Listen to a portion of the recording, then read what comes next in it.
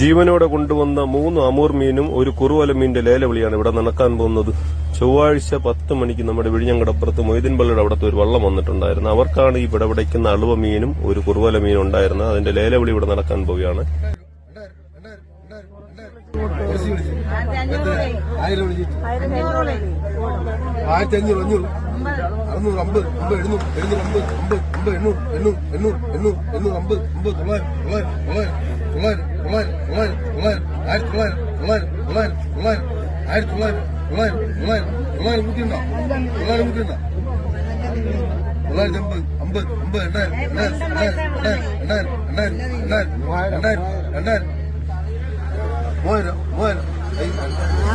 ലേലവിളി തെറ്റിപ്പോയതാണ്. 2000-ന് പകരം 3000 നമ്മുടെ കുമാർ വിളിച്ചത്.